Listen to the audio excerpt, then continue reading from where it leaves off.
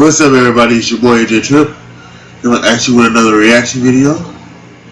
This one is, let's see what we have coming up here. This is the 10 most infamous moments when wrestlers broke kayfabe. This is a video from a few years ago by our friends at Woke Culture. I, for some reason, started to get interested in like the type of moments that where things like this would happen, where wrestlers would break kayfabe on screen or something like that, or whatever else. So I thought this would be interesting to watch. I think I got another one coming up as well, or something like this. So yeah. So let's go ahead and let's check out this video. Back in the day, wrestling was real. The internet, which would open the door like never before, was the equivalent of voodoo, and what happened in that 20x20 ring was serious business. At this time, kayfabe was at the height of its powers, a device put in place to keep everything as legit as possible. Even away from the crowds, you were expected to keep up appearances, right down to heels being heels in the real world. If an old lady asked you for help up the stairs, it was your responsibility to hail her down those stairs instead. Actually, that may be too far. While not as strong today, kayfabe is still an important tool when trying to get an audience to suspend their disbelief, and we all go nuts when the fourth wall is broken down, even if it's just a bit. I'm Simon from What Culture, and this is 10 infamous moments when wrestlers broke kayfabe. Number 10. The Undertaker sheds a tear. If there's any character more protected in pro wrestling than the Undertaker, I'm not aware of it. Outside of WWE programming, you barely ever see the dead man. Even videos of him deadlifting that creep out from time to time are met with shock and awe. He's not on social media, he rarely does interviews, he doesn't sit with the rest of the locker room during the Hall of Fame, he has an assistant that buys him groceries, maybe, probably,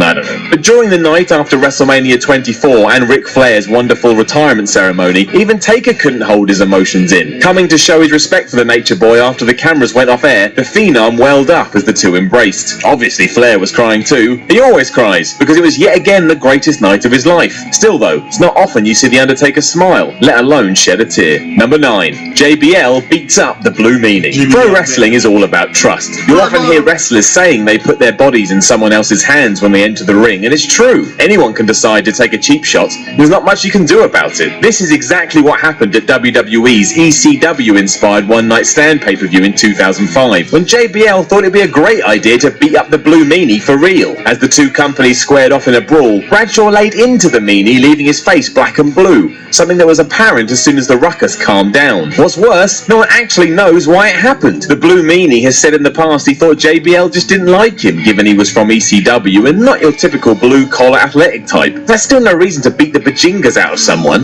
Number 8. Mean G. Mean Gene Okerlund is a hero. Responsible for conducting some of the best interviews in pro wrestling history, he was the consummate professional, unless a sign fell off the wall. Preparing to stick a microphone under the noses of ravishing Rick Rude and Bobby the Brain Heenan at SummerSlam 1989, the pay-per-view logo hanging in the background fell from the wall, causing Okerlund to just exclaim, "F*** it." His tirade carried on too, as he insulted whoever put the sign up in the first place. This wasn't even the real problem though, given it was never meant to air. The interview had been filmed earlier in the day, and someone in the production truck rolled the wrong footage. Whoops. Number 7. The Heart Battery Kid. Don't throw batteries at people.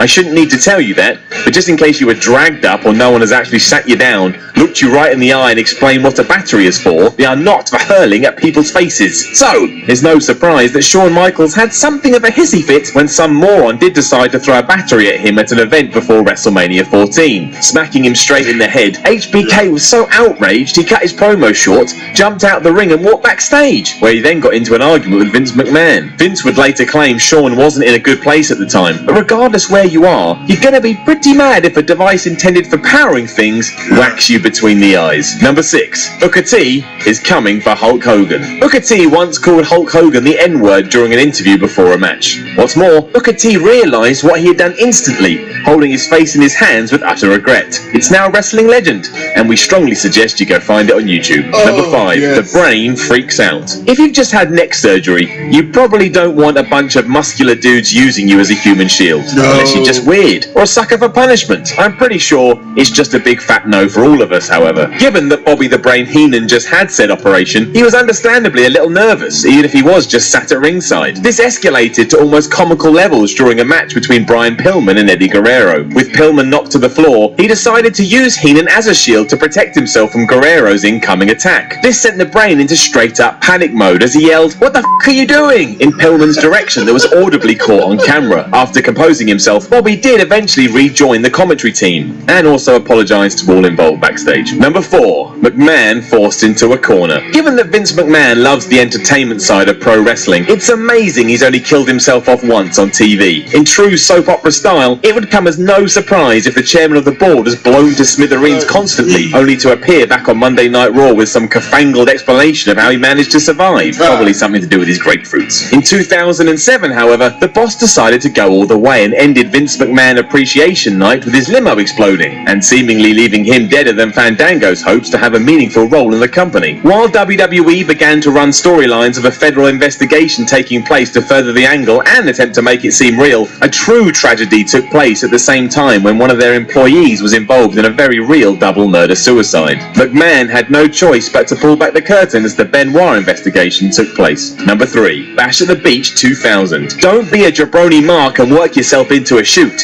even when a shoot is a work, or a work is a shoot. What is even going on? What's happening? What is this nonsense? This is how most pro wrestling fans felt when WCW decided to come up with an angle so stupid and bizarre, you would have thought they were actively trying to get people to turn off their television sets. With Jeff Jarrett about to square off against Hulk Hogan for the World Championship at Bash at the Beach 2000, Jarrett threw himself to the floor and told the Hulkster to pin him. Confused, Hogan did just that with his foot, getting the 1-2-3 and winning the match. Just to drive that nail right into the coffin, Hulk then grabbed a mic to proclaim, "That's why this company is in the damn shape it's in, because of bullshit like this." To confuse the situation even more, this was followed by head writer Vince Russo coming out, declaring what we had just seen void, and setting up a match between Jarrett and Booker T. Forget how dumb all that sounds, because the real nonsense comes when you learn that to this day, Hogan and Russo have very different opinions of what occurred that night. One says it was all planned, the other says it was a double cross. What we know for sure is that it's all stupid. Number 2, the curtain call. The curtain call is one of the most infamous moments of kayfabe breaking in history. Going down when such things were still quite sensitive, it probably caused a few old-timers to collapse as the idea of protecting the business was set on fire, thrown out the window, then retrieved before being hurled outside again, sparking intense debate behind the scenes. It all started when Kevin Nash and Scott Hall accepted big money deals to leave the then WWF and join WCW. Aside from being a loss to the company, it was also the final days of the Clique, a backstage group that also contained Triple H and Shawn Michaels. So, given that they were all about to go their separate ways, Triple H and Hall decided to join HBK and Nash in the ring after their match to share one big hug, despite the fact that they weren't meant to be friends, and were feuding with each other, and were in Madison Square Garden. It's said that Vince McMahon had agreed to some moment of respect, but what went down was far more than he anticipated. With Michaels being the champ and Hall and Nash on their way out, the entire fallout hit Triple H like a ton of bricks. Number 1, the Montreal Screwjob. Is there a more talked about situation in all of pro wrestling than what happened at the Survivor Series 1997? Still debated and touched on today, it will live in infamy forever. Hell, if aliens ever land on this planet, I would bet someone eventually musters up the courage to ask, so, who do you think was to blame for the Montreal Screwjob? Kicking into gear when Bret Hart opted to join WCW, the question remained as to how the Hitman would drop his WWF title. Being that the Survivor Series was taking place on his home turf of Canada, coupled with his personal animosities towards that evening's opponent Shawn Michaels, Bret allegedly struck a deal with McMahon to drop the championship on Raw the next night instead. But what if Hart went against his word? And what if he showed up on the rival program with the title like Ric Flair had done with the WCW belt during his WWF tenure? What if? What if? What if? One would assume all this was too much for Vince to gamble on, ordering Earl Hebner to stop the match when HBK applied the sharpshooter to Bret, even though that wasn't the finish of the match. Shawn was the champ, Hebner got out of Dodge in a pre-prepared car, and Vince got punched in the face by Hart for screwing him over. Despite knowing nearly every move that happens behind the scenes, pro wrestling can still surprise us with the odd moment of reality in front of the cameras. Let us know of any more in the comments below, and don't forget to like, share and subscribe. You can even get me on Twitter at SimonMiller316. I'm Simon from What Culture, and I'll chat to you again soon. Yeah, what's a particularly spectacular video they did. I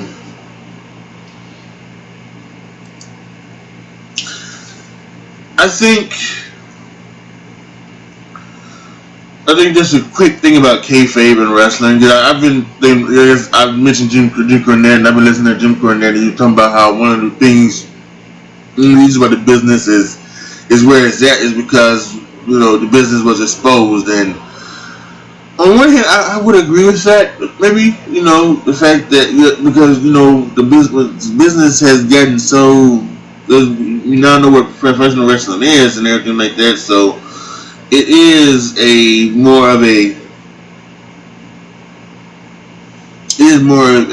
thing where people just even know what it is and everything like that, including the wrestlers and things like that.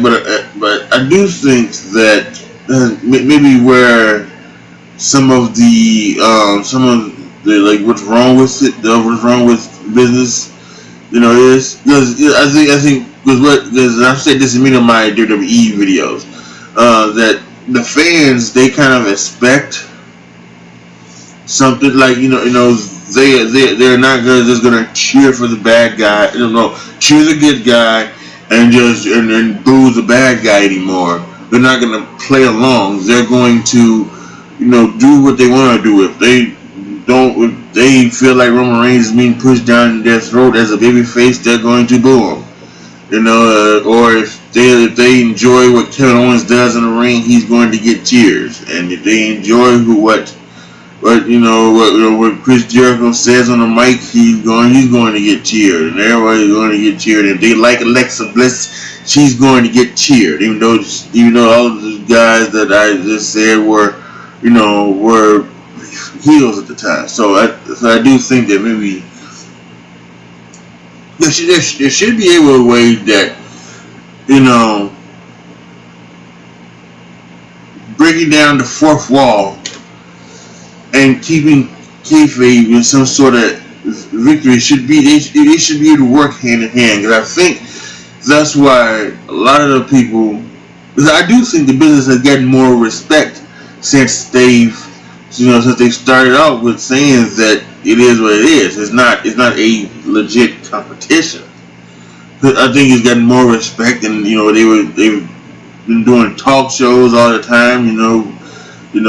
For the longest time, see it on the Tonight Show or just on any show, really, and it's like now, like right now, I don't know if the business had not been exposed. I don't know right now if WWE would have a thing with ESPN to where they are at WrestleMania, and they're probably gonna be at SummerSlam, and they would like talk about their events and so like that. And there's a lot of WWE fans in that sports center, so maybe that helps as well. So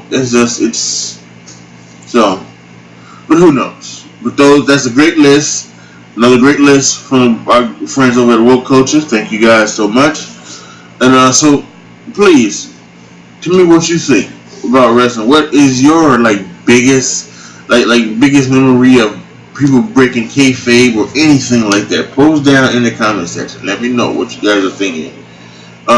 Please like the video, share the video, subscribe to the channel, and as always, I thank you so much for watching. That will be it for me right now. This is your boy AJ Tripp signing off. As always, be good to each other, y'all. Be careful out there. And I am out.